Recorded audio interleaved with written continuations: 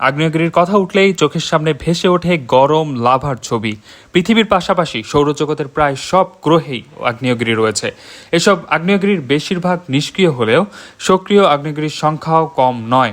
শুক্র গ্রহে এ ধরনের অসংখ্য সক্রিয় আগ্নেয়গিরি আছে।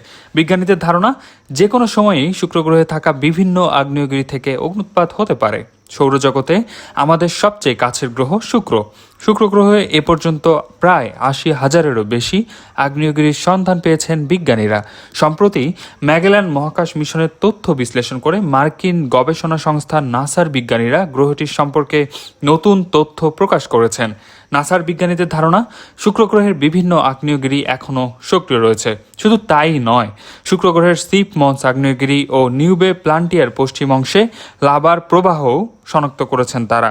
ইতালির পেসকারার ডি আনন্দিও বিশ্ববিদ্যালয়ের বিজ্ঞানী ডেভিড সালকানিস বলেন, শুক্র গ্রহের দুটি স্থানে আমরা যে লাভা প্রবাহ দেখেছি তা বিশ্লেষণ করেছি। গ্রহটির আগ্নেয়গিরিগুলোকে পৃথিবীর আগ্নেয়গিরির সঙ্গে তুলনা করা যায়। সক্রিয় আগ্নেয়গিরি এই গ্রহটির অভ্যন্তরে ভূপৃষ্ঠ ও বাসযোগ্যতাকে প্রভাবিত করছে। ২০৩১ সালে নাসা শুক্র গ্রহে একটি নতুন মিশন পাঠানোর পরিকল্পনা করছে। ভেরিটাস নামের নতুন মিশনটি শুক্র গ্রহের ভূপৃষ্ঠের তথ্য সংগ্রহ করবে।